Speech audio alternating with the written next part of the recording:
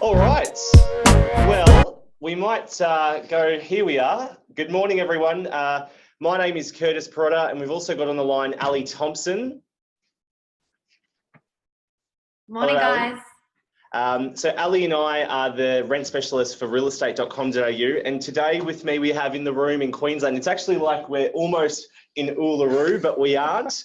I've got my great friend and awesome BDM, Chris Fox. So Chris is from Bell Property in Coorparoo in Brisbane, and we're going to be asking Chris some questions today about growth and how Chris markets rental properties, how he attracts new landlords, and also how he has marketing conversations with them around the investment in marketing, the value in marketing. So Ali and I will be speaking to Chris and asking some questions about what he does, and hopefully giving us all some inspiration around what can be done in the marketplace. So I might just run you through the agenda of what we'll do today. So these growth series are something that we've sort of just started in the last month or so, and they're very much around helping customers all over to get insights and information about marketing property, particularly rental properties, from an attraction point of view for tenants and also for landlords, new landlords. The best thing about these is that we're able to come to you in your office or your home or wherever it may be, all around Queensland or even Australia. And so we want to do these more because we can't be everywhere. Ali, we can't be anywhere, can we? No. No, one place at one time, Curtis. One place at one time. So where are you coming from today, Ali? So I'm coming from Sydney, so in my hometown of Cronulla. Cool. Actually, some people may not know, particularly some people in Queensland that are watching. Tell us about you. We've been working together for a few years. Yeah, so I've been in real estate for the last, 13 years, working at REA for the last 4. I was lucky enough to meet Curtis when we both came on board at REA. We just live, breathe, and everything rent. So we're really happy to be able to bring this to you today and help you moving forward in the future. Awesome.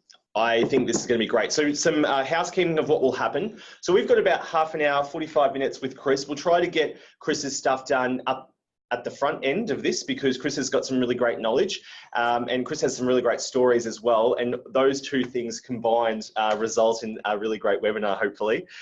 So we should be done by at least 10:15 Brisbane time so that we can go off and get on with our days. We're recording this today, and so what we're going to do is upload it, and you'll have a video to share with your team if they're not able to tune in today. And we'll highlight some key points of the video that you can share instantly. We're going to go through some of the learnings with Chris, and then at the tail end, we want to share with you some of the realestate.com.au updates. So there's so much stuff that comes out, and sometimes we could be bombarded with emails and we could just be caught up in the everyday sort of world that we live in, but there are some things that you have to know that can help you obviously grow, but also just useful things like one form stuff that we want to make sure you're across as well. So we'll have some realestate.com.au updates at the end. So I think I'm really curious to get to know Chris a little bit more. I don't want to talk too much, but we're going to go into a little bit more info about Chris now. I feel like a bit of a newsreader, but what do you think, Ali? You look like a newsreader, actually. Thank you, thank you. So Chris Fox, I call him Foxy. He's also known as the Shark. There's some really cool things that you'll know about Chris, but I might just get started with you telling us, Chris, about yourself, who you are, what you do, where you're at. Yeah, absolutely. So look, right now, currently in the role of a BDM, sort of hybrid leasing, but I do run a team underneath me as well. So essentially an effective business unit of three people running the growth team at Bell Property Coorparoo West End. Got myself head BDM sort of manager role in that sense. I've got an assistant BDM, prospector, and then I've got a leasing agent who I'm more call him a tenant agent. So you've got that sort of buyer's agent versus tenant agent type of person. Okay, what's his name? Harrison. Oh yeah, I know Harrison. Yes. Okay, and so let's come back to that in terms of the teams, because I think that team structure, the effective business unit structure, is important from a maximising your time point of view. Before we get down the rabbit hole of real estate though, tell us about you. So there's some really cool things about you that people should know. Yeah, absolutely. So previously a professional swimmer. Olympic swimmer. Olympic swimmer. There you go. He's an Olympic swimmer. I'm serious. He represented Great Britain in the 2008 Olympics. What? Yeah, so there you go. Thanks, Kurtis. Thank you. You wouldn't say it. No, I wouldn't. So, I guess stemming from that has really taught me, a little bit of discipline, responsibilities moving forward. Born and bred in the UK, half English, half Filipino. So, got a little bit of culture going on, but now full-blown Australian citizen. Yes. Living in beautiful Brisbane. Is it true that after the Olympics, you were going for what was the 2012 Olympics? London. London. Yeah, Okay. London 2012. You didn't make that? Didn't make it, no. So I tried out for GBR a few weeks before, got very sick. Yep. That's my excuse anyway. Yeah. Then I tried out for Australia. Didn't make that, unfortunately. Then I actually tried out for Philippines, and they wouldn't let me swim. Apparently they want legitimate citizens. Yeah, who want to actually live in the country. Okay. And so now I know your wife Bree. She's 6 weeks, and you're going to be a father in 6 weeks. Father in 6 weeks, so my life will change a little bit. Yes, a little bit. You can't have those golf days anymore. No. And so how long have you been in real estate? In real estate here in Australia since 2014. In real estate in total since 2009. So in the US, I did short-term rentals, holiday accommodation, that sort of thing, and had a dig at sales during the recession period in the US, which I didn't. Perfect time to get in. Stretch your legs. All right, so what we want to talk about now is, I suppose, how you're doing business day to day. So I suppose there's an element of the attraction piece, attracting new landlords, and then there's actually getting them to convert. Yes. So I want to talk to you a little bit around, I suppose, actually, let's go back. It's 2014, you've just started in real estate in Australia. Yes. What would be some of the advice and insights that you'd give to yourself if you were starting again? Yeah, look, as a fresh BDM, I think it's very important to have some sort of property management knowledge, not just from a legislative perspective, but even the day in, and day out sort of a property manager. I think that's very important as a BDM to understand what property managers go through. And the great thing is, even when I started at Bell Property, I was in that sort of hybrid role. So I was still doing property management and BDM. And now as a full-fledged BDM, I do understand what property managers go through on a day-to-day basis. So I'm not just there trying to pump the numbers, pump the volume. I mean, that is a basic key skill of a BDM, but you need to understand what that workload creates for your property managers at the back end. So fresh BDMs, you need to understand what property management, the nitty-gritty, is all about and what they go through on a day-to-day basis to understand what you're selling to your clients and how you're going to retain that on the back end. So understand retention, understand what property managers go through. Allie, what are your thoughts? So as an ex-property manager myself, I think it is great to know all facets of, property management, BDM, leasing. So it's great that, Chris, you've gone through all those different ways. Are there things that you go, yes, I'd do that again, or no, I wouldn't do that again? Are there like the yes and no, the pros and cons list? Yeah, 100%. So again, we've got this nickname, the Shark, right? And it's doing the things that are most confronting to you immediately. Don't do the easy things first. I think, and look, it's door knocking versus letterbox dropping. What's easy, what's hard, what's going to get you results quicker versus what's going to get you results over a longer term period. Don't not do letterbox drops, right? But if you want to get yourself on the scene quicker, faster, be recognized as a market leader rather than just a small market percentage sharer type of thing.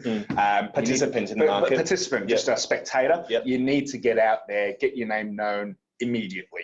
Door knocking, cold calling, those are the first things forefront of BDM needs to be doing. And then the other activities, you can then slot those into your blank spaces on your calendar. So maybe just unpacking that a little bit more. Yes. There are certain things that you need to be doing long term, almost one eye on the future business and one eye on the now business, right? That's right. So sometimes if you're starting, you don't have this reputation, you don't have the following, the attraction business. People don't know you necessarily. They may know the business, the logo on the door, and they may know the brand that's been around for a while, but they may not know you. That's right. And so often people are still doing business with other people and they're choosing people as well as brands, but you can't get in the door unless you've got a bit of a following. And so sometimes you need to be doing the business that's around now, the low-hanging fruit. That's right. Right? That's right. What were some of the low-hanging fruit that you see now that you may not have seen back then, or even maybe that you did see back then? Where would you be starting if you are starting week one in real estate now? Yes. What would be something that you'd be doing? Look, I'd certainly be reaching out to all current clients, yes, but essentially on the market. Yep. You know, really the ones that have been vacant for a very long period of time. I think those are the important ones where you can essentially step into the door and introduce yourself as a hungry person for success, but also to help them. Try and find a way as to, you know, educate them further on why their property's been vacant for 30, 60, 90 days, and step in them and just really knock it out of the park for them. You know? And what would be some of the long-term strategies that you'd be using or implementing? So if we talk about the now business and the future business, what would be some of the things that you're doing that's going to get you business maybe in 2 or 3 months' time? Yeah, absolutely. And even longer than that, you know, even if you project 12 months plus, you want to be getting in there with your buyers, agents, mortgage brokers, developers, builders. Those are the slow burn people. A builder's not necessarily going to meet you and immediately give you, you know, $1 million home to rent out within a week of meeting them. Those are the relationships you need to build over and nurture, and put them in your pipeline constantly, you know, and just constantly catch up with them. But those are your sort of short-term, long-term burners. Essentially, that's what I say. So when you're saying give, you're giving them information about the market, you're giving them information about what you're doing, your success, those types of things? And not really, you can give them the templated sort of items, you know, the standard generic things, but remember that all the other real estate agents are doing that to them currently as well. So you need to set yourself a point of difference that you're going to potentially give them on top of what you feel like the market's already giving them. Yeah, okay, right. Okay, cool. So rephrasing this first question, where if we're starting in real estate now, we're going to have one eye on the now business, one eye on the future business, and also start looking at giving information about your points of difference that's different to what others are doing, with partnerships around accountants, businesses, mortgage brokers, people that can just your inner circle referral network. Yes. I used to say when I was in real estate, you have to have this sort of circle of influence of 20, and it could be people that own different businesses that can immediately refer business to you, people that are involved in the real estate transaction before you, and these are partners that you should absolutely have strong relationships with. And in saying that, it's also a long burn. Yes. So sometimes it's as simple as doing business out in the marketplace and doing being seen by others in the marketplace so that people know, okay, that's you, that's the guy that looks after investment properties. He's the guy that's been giving me information about the market, right? Mm-hmm. That's right. Do you have anything to add on that one, Allie? I think, you know, Chris, as the shark, you're going for gold. You've obviously got, you know, your head around all the bits and pieces. In a day-to-day life of a BDM, are you Mr. Paper, or do you have a big board in your office with everything, all your chasings there? Or how does your desk really look? Oh, look, desk is extremely clinical. If anyone messes with my desk, I've got hell to pay for it. You walk into the office, I've quite literally got a keyboard, mouse, a few pictures up here and there, but we are very visual. My team and I are very visual. You know, obviously there is that back-end admin with your monthly newsletters, all those sorts of things that have been implemented. But we walk in, we do our quick 10, 15 minutes meeting in the morning. Like a huddle? Just a nice little growth whip meeting. That's what I say it is. And we're just there standing in front of a board. Okay, 3 goals each. What are we doing today? Type of thing. So we are very visual, you know, and it's good because it provides accountability within your team, and even externally within the PMs, they can see what we're doing. You know, see their expected workload, and even from, you know, business owners' perspective, they can actually see what we're doing on a day-to-day basis as well. We're not just fluffing around and, you know, just going by our daily routine.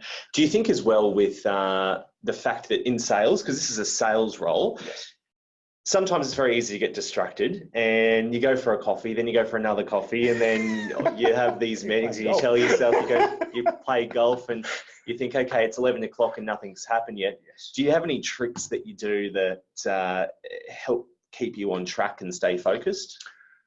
Yes. Look, yes and no. I think when you're performing at, when you're trying to perform at a high level, and I don't think anyone is, you've always got to keep on chipping it away at a high level, and try and find a way to make it sustainable. But I think it just becomes an accountability-based schedule, because the great thing about sales, right? Your calendar is, you can throw everything into your calendar and make it how you want to, how you want to be. You're very flexible with your time frames. You can start work at midday, you can finish work at midnight, you can start work at 1 p.m, you can finish work at 1:30 p.m, right? But if you're accountable and you're telling people what you're going to be doing through the day, and then you can catch up the following day and say, I've done those things in this specific time frame, then you can keep on trying to push those limits or bring them back, make them sustainable, play with people's calendars to make it really work for everyone. The rocks, I think, are important as well. Yes. Like the ideal week is obviously fantastic to have, but it is always fluctuating.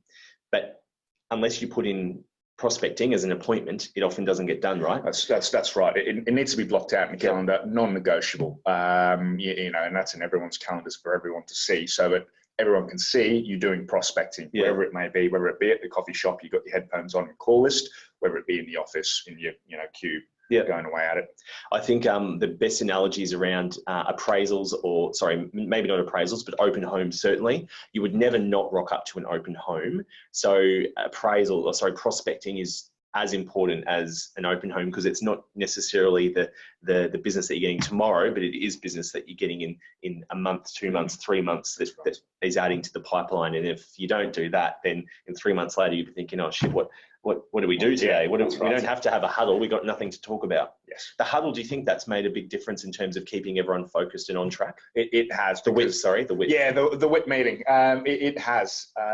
Because again, in this role, your calendar's very flexible, so you can book appointments whenever you want, really. So as long as people can diverge off their path and do whatever they need to do, but you need to just bring them back into line and essentially say, okay, this is what we're doing every day. It's just basically a massive bit of an accountability check-in every day. It's not micromanaging, because people are able to express what they're doing in the day and not get hammered for it. But things are said, or appointments aren't done, followed up, and you can hammer them later in the week. Yeah, we'll address it faster as well, right? That's right. Yeah.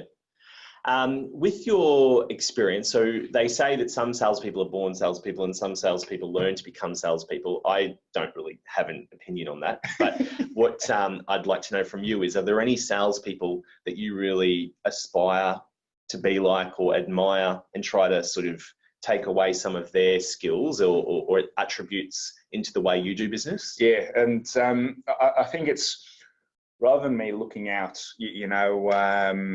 online and seeing all these sorts of webinars and looking at all these infomercials and all those sorts of things, I think you've got to look within your sort of immediate network. So I was immediately attracted to my principals, John and Jonathan. John's a fantastic nurturer.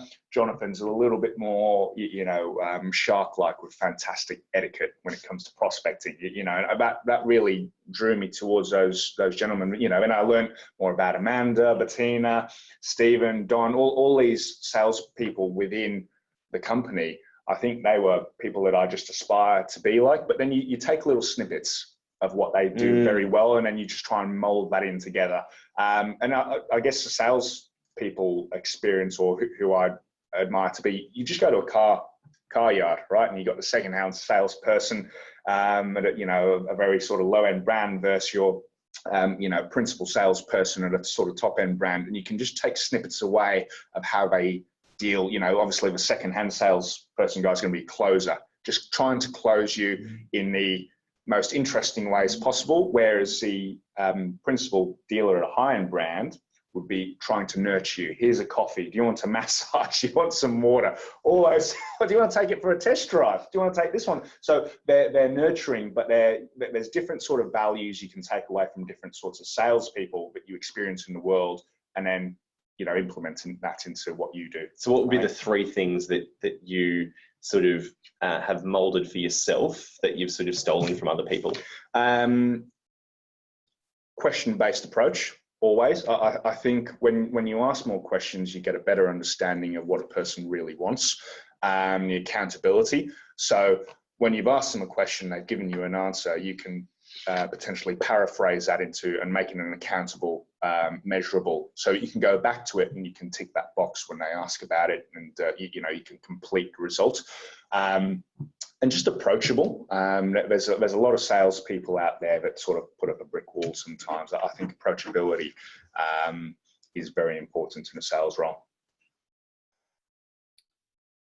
So moving along, Chris, I guess painting a picture, you're a BDM, phone rings in the office and they say, look, Chris, we want you to come out and, give us an appraisal on our house.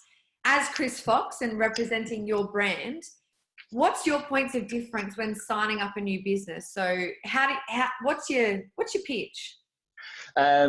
Pitch goes back to essentially who I am. So you're going to be, accountability is a massive thing. So setting up the expectations correctly. So for me, I always pitch the accountability, and that's seen throughout the process.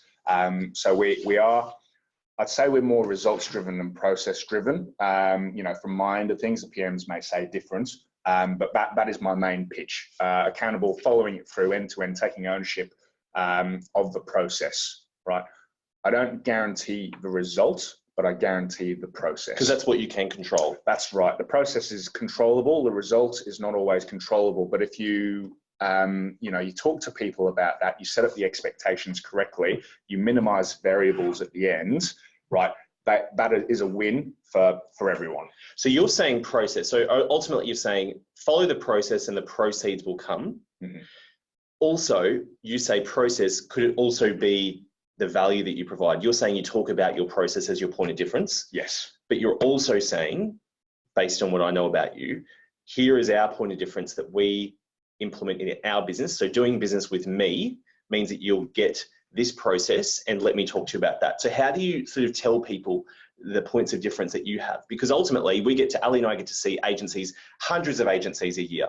And I would be very surprised if majority of those agencies would be able to get their team to tell me why I should do business with them, to be honest.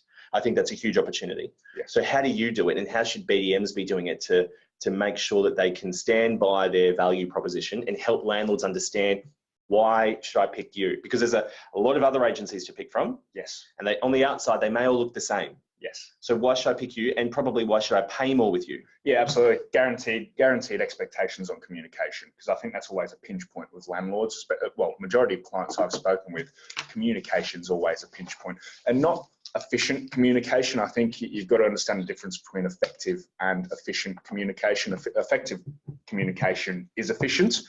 Efficient communication's not necessarily effective. So it goes both ways there, I think. And if you can guarantee effective communication with a landlord and set up their expectations correctly, that's a pitch in itself. So, if you go through the process, Mr. Landlord, we'll be launching your property on this date by this time. I'm going to be sending you the link so you can view it. If you've got any questions, let me know. Fantastic, tick. Okay, we're going to be calling you on this day and tell you how many people are registered for your inspection. Okay, if there's no one registered, we're going to look at it from a different angle. Tick. Okay, your inspection happens on Saturday. Mr. Landlord, just letting you know, the inspections happened on Saturday. Here's a text message. Yep. I'll contact you on Monday with further outcomes. So you're constantly checking in with them, right? Sorry, this is my pitch, by the way, but I'm telling them this is what's going to happen prior. Okay, so they understand the expectation. If I don't meet that expectation, I quite literally say to them, you can fire me. Yep.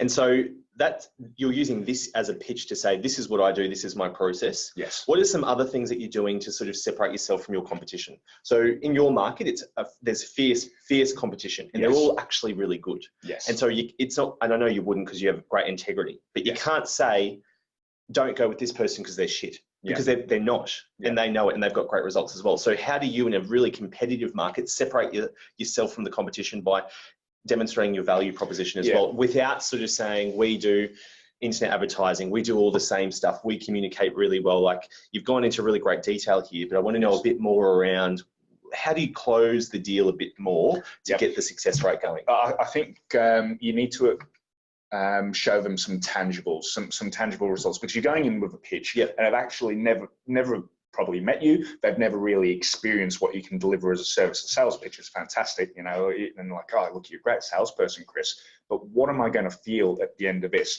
So, you know, I do go to our listings and say, hey, look, have a look at the photography. Would you rent something like that? Is that something attractive to you? You know, the positioning, the promotion, all these sorts of things. Look at our Google reviews, look at our Facebook videos, look at what we put out there on the marketplace. Look, these are some of the newsletters we deliver as hot investor tips to our landlords monthly. Even our tenants, we're providing them with monthly newsletters.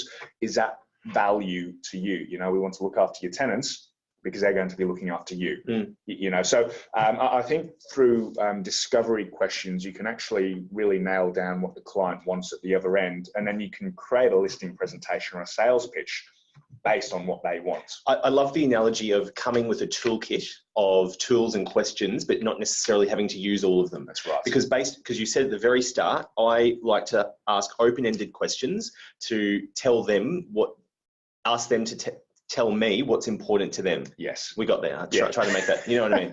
What is important to them, they'll tell you if you ask really good questions. That's right. And then you get to say, okay, well, you're saying that finding a tenant in the fastest time is important. You want the most amount of money. You want to make sure that your property stands out. In your market, Chris, I know this for a fact because I live in your marketplace as well. Yes. There are about 560 properties on the market for rent. How do you sort of help your listings stand out?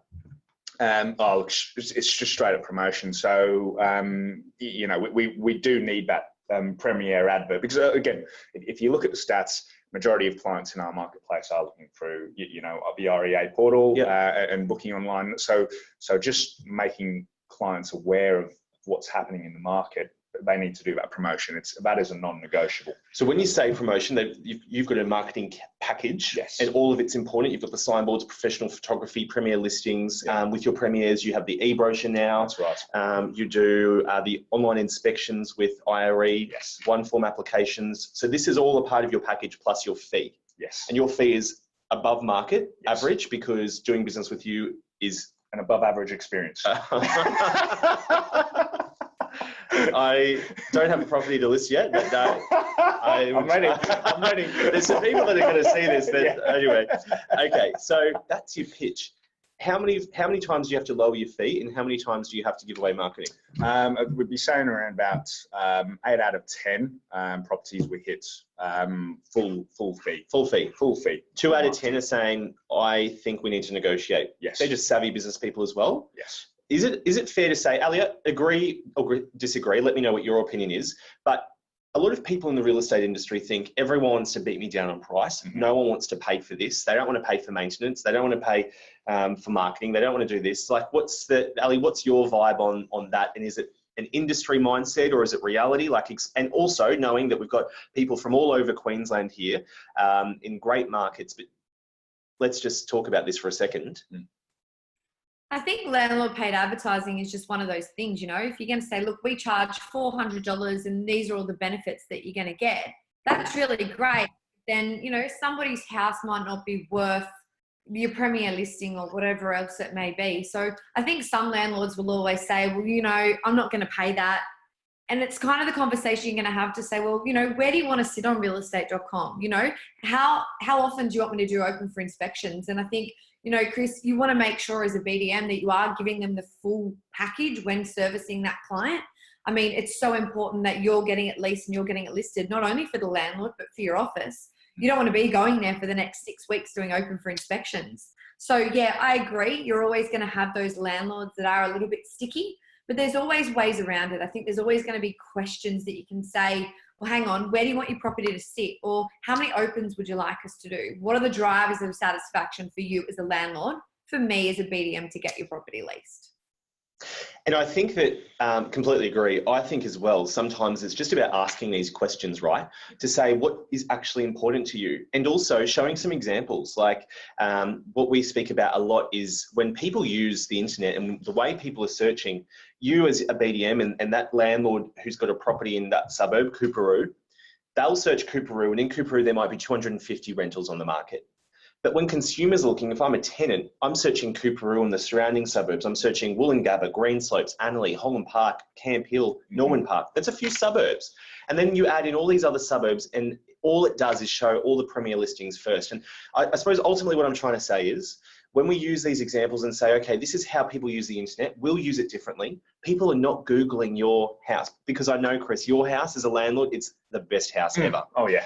But unfortunately, your house isn't the only house available. And so there's a whole other bunch of properties that are on the market. And sometimes we just need to help landlords understand that. In regards to the paying though, how do you overcome landlords that say others will do it cheaper or free? Like, why do I have to, you're charging me, why don't you just do it for free like everyone else? Yeah, and as soon as someone says that to me, that exact question, what are they offering? What are they offering that's completely different to us?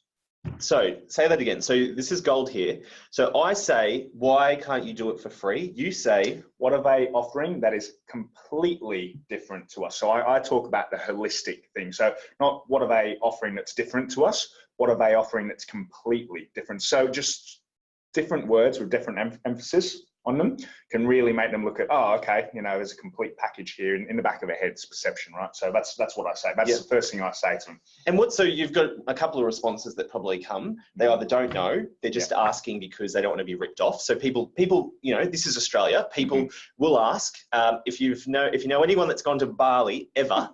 I think Australians are actually the worst negotiators, to be honest. Yeah. But anyway, go to Bali. They're always asking for a discount, maybe, and people are the same here. They just don't want to be ripped off with their marketing. They just want to make sure that what you're offering isn't lining your pocket or doing you a service if I'm paying for it. So how do you overcome that as well? So what are the responses that people give you? Yeah. So one thing is. What are they offering? And look, I've got no idea, Chris. Well, then you should go through the full package here. And, you know, some people are like, oh, look, they're just offering me, Gumtree advert. I don't know if I might say it. You can say Gumtree. I know about Gumtree. Yeah, so, you know, we are not Gumtree. That's Craigslist adverts, Facebook Marketplace, where the majority of people looking for your property. Has anyone spoken to you about that? So, again, just you sort of open and dissect. You never be accepting of their final answer for something that you want to sell them. You just need to dissect, and you need to understand why they think that way and make them think differently.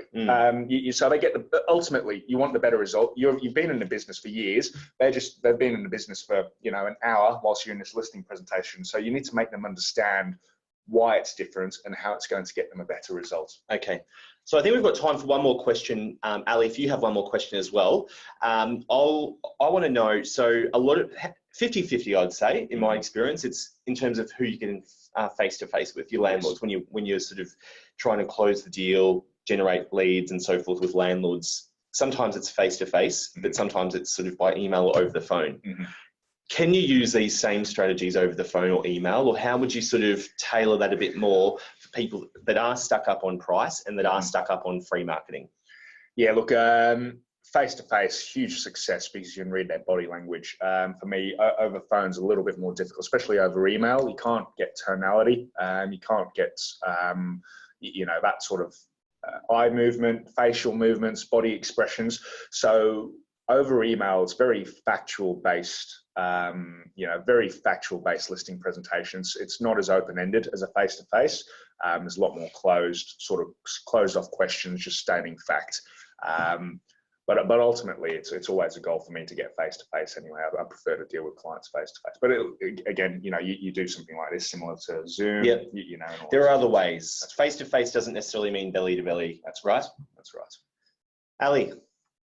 I have a bit of a out there question. So talking about your managing agent. That's right. So your managing agency agreement, obviously you go out there, you're ready, you're going to get that business, you're not walking away without it. Sign here, press hard. As a BDM, you're going in to win, right? Is your managing agency agreement pre-filled before you walk in that door? All the information for the titles and names are pre-filled. Fees are not. Okay, cool. Fees are not pre-filled. You're willing to kind of talk about that when you're in there, but you know exactly what you're going in with. That's right. Look, a lot of my management agreements are actually look very similar to sort of sales contracts where I'm crossing out a lot of things and initialing a lot of things. I think, you know, that shows negotiation at the end of the day. And again, that's a strong selling point. Once you've actually gotten through that, you say, hey, look, this is how I'm going to negotiate with your tenants to get you a great result. And they're like, you know, so you can really use that to your advantage. Cool. Perfect. Well, I think for Chris, that's all we have time for today. We'll move on to our updates now. That will be really quick so that we can all get on with our day. So, my friend, thank you so much for joining us. Just stick around for a bit. We're going to record this video, as I said, so we'll make sure we highlight some of the key points and key questions so that hopefully some of Chris's dialogue can help you in your own listing presentations, or at least selling, marketing, or seeing the benefits of marketing. What we'll do now is I'll just plug in, and we'll just, Allie and I will just run you through some of the updates that we have coming up in the rental section for realestate.com.au. And so some of these key things will be around what we have this thing called tenant verification. So Ali and I will sort of bounce off each other and let you know what that looks like. We'll show you about Property Showcase, because a lot of these things have happened in the app experience now, and a lot of them, like the inspections on the app, we've been talking about for years and years and years, and they've been in the app for the last few months. So we just want to highlight some of those. And this new thing in one form, which is the tenant verification. So, sorry, excuse me, the two-factor authentication, excuse me. So that is about the security and the secure logins that we have with OneForm. So without further ado, let's get into this. Ali, can you talk to us a little bit around what tenant verification is and how you're helping our customers see value in that?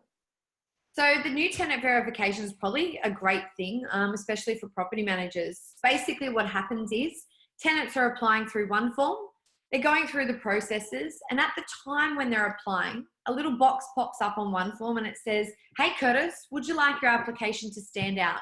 If the tenant opts to do this, and as I said, it is an optional thing, they pay $29 to verify their details. So what this means for a property manager is that 100 points of ID are checked. Also, on top of that, a court and a bankruptcy database check is run. Now, this is pretty cool. In New South Wales, we have a few reference checks as well as Queensland, but it's important to make sure that the tenants, when they're applying for a property, they've got the option to do it. So they might come through with a squeaky clean application form and their tenant verification is done, or it might come up, Kurtis, that they've been done with bankruptcy back in the past. Now, everyone has a past and it may have been a little while ago, but at the end of the day, things might be great and the report does come through. So this tenant verification report can be identified in the ID and document section on OneForm. Amazing. We've had loads of people take up this report, and particularly tenants that want their application to stand out. So it's been something that's been pretty awesome. So for years and years, ever since I've been at realestate.com.au, and same as you, Ali, all of our customers have said, guys, when are you going to have this function that we use, this booking system? When is it going to be in the app? Well, it's in the app as of July, and since July, we've had 102% more bookings month on month, which is huge, which means people were already going to the desktop experience to book for inspections with you. Now people are also using the app. So we're generating more and more and making it a whole lot easier for customers to book online, or our consumers, rather, tenants, to be able to book online and book for your inspections. I was in a session yesterday with a customer who said that this has dramatically reduced the amount of phone calls that are coming into their office for people that haven't read the ad to see when the open home time is and haven't been able to book on the app, because 70% of consumers are using the app in rental, so it's huge. So it's a great thing that we're there. If you've got any feedback about that and any other great stories that we should know, please tell us, because we'd love to share them. We're really happy with this, and the best thing about it is it's going to be this function that's available for everyone soon. So it's very, very exciting. This thing, agency search and profiles.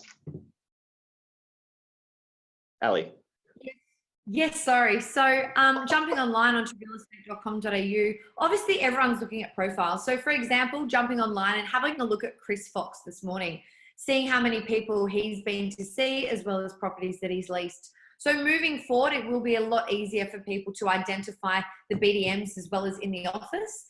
And it's so important that property managers, BDMs, leasing consultants all have a profile on themselves on realestate.com, because at the end of the day, as a property manager and as a BDM, just like what property managers, what we do to tenants, we find out who they are. So when you're moving forward into that agency search and profiles, we're able to see who they are and what they've been doing in regards to property. It's a fantastic way that we're starting to showcase the agency results in the PM space. This is one of my favourite things. So this one is a purchased product and it's called the Property Showcase. And what's important to know is last year, our team has spent about 6 to 12 months rebuilding our rental section. And so our business has been around since 1995, 1996. And so we don't have the luxury of a business like Facebook that has all brand new technology. It's all the latest technology and they've been able to update it. We started out back when ADSL was around and dial up, and our teams had to go out to offices to help them connect to the World Wide Web. Now, all of that technology is old, and we've spent the last few years updating it all so it's nice and fresh.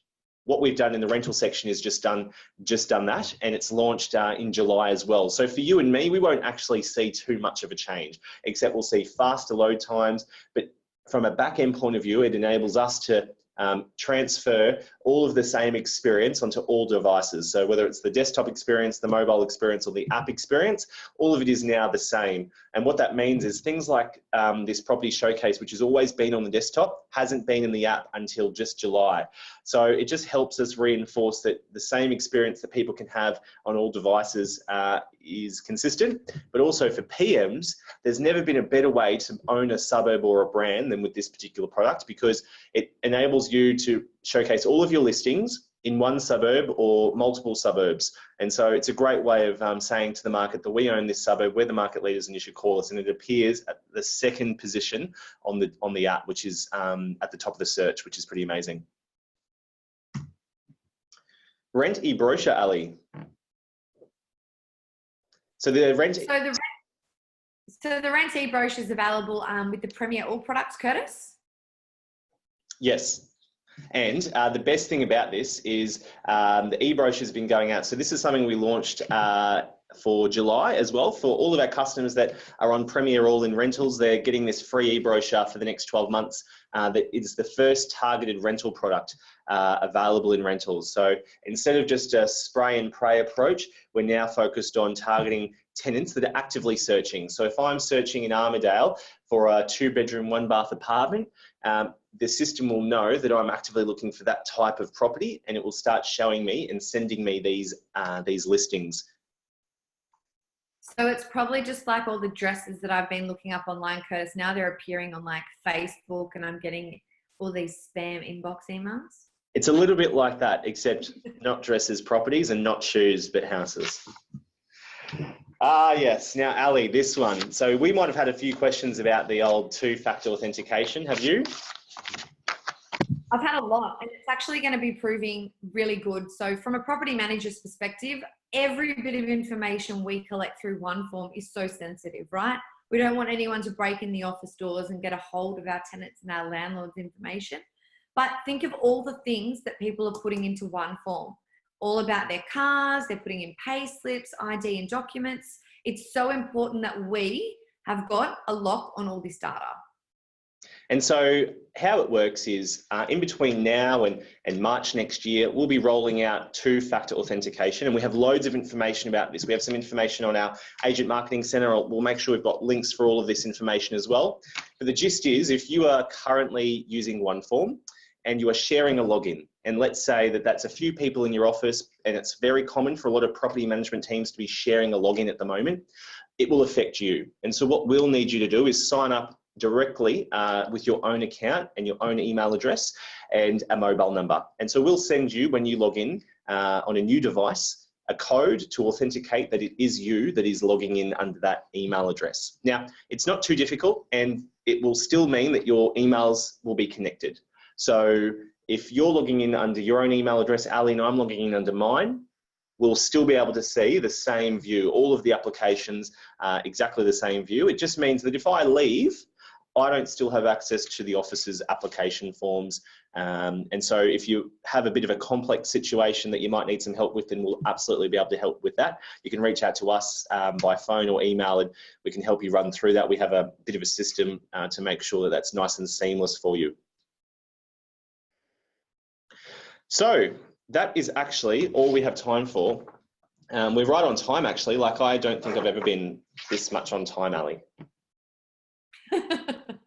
And so we're going to aim to do this every 2 months. It's going to grow and get a following, hopefully. And the whole idea is for us to give information about certain things. It won't always be around Chris Fox and his strategies to grow. Sometimes it will be based on other things that you tell us. And so ultimately this is for you. If you think this is good, let us know, and we can customize some of the content so that it's actually what you want. If you think this is crap, let us know, and we'll do other things and we'll continue to evolve. But yeah, let us know your feedback. The session that will happen that we've just done today, it's being recorded, so we'll make sure you get a copy of that, as well as all the links and the information that we've discussed. I've written down some of the key tips that Chris has shared with us, so we'll make sure we highlight that in the video as well. Allie, do you want to? Yes, I think as well, moving forward into 2020, we've got a lot of data as well as things we want to share with you. So stay tuned. We'll always be on our phones if you need anything, but we look forward to seeing you all soon. Thank you very much for tuning in, and have a really great rest of your day. See you later.